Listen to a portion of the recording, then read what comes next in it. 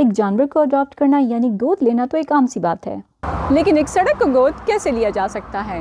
امریکہ میں اس پروجیکٹ کے آغاز کی کہانی کچھ یوں ہے کہ 1984 میں ریاست ٹیکسس کے ٹرانسپورٹ ڈپارٹمنٹ کے ایک انجینئر جیمز ایونز سڑک پر گاڑی چلا رہے تھے تو انہوں نے اپنے سامنے ایک پک اپ ٹرک کے پیچھے سے کچرا اڑتے ہوئے دیکھا۔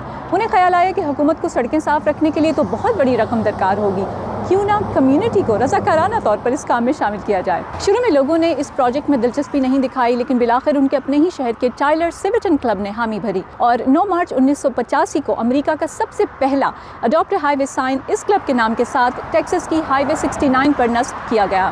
یہاں ریاست ورجینیا میں اس پروگرام کا آغاز 1988 میں ہوا تھا۔ اب ہر سال 18,000 سے زیادہ رضاکار کوڑے کے 25,000 سے زیادہ تھیلے جمع کر کے اس ریاست کے $13.5 لاکھ سے کہیں زیادہ کا خرچہ بچا رہے ہیں۔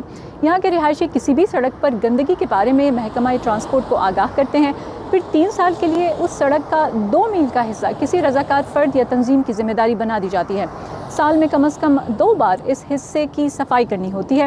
کوڑا جمع کرنے کا تمام سامان جیسے ٹریش بیگز، ویزیبلٹی ویسٹس وغیرہ محکمہ خود فراہم کرتا ہے۔ حصہ لینے کی کوئی فیس نہیں ہے۔ صفائی کے تقاضے پورے کریں اور سڑک پر اڈاپٹ ہائی وے سائن پر اپنا نام درج کرا لیں۔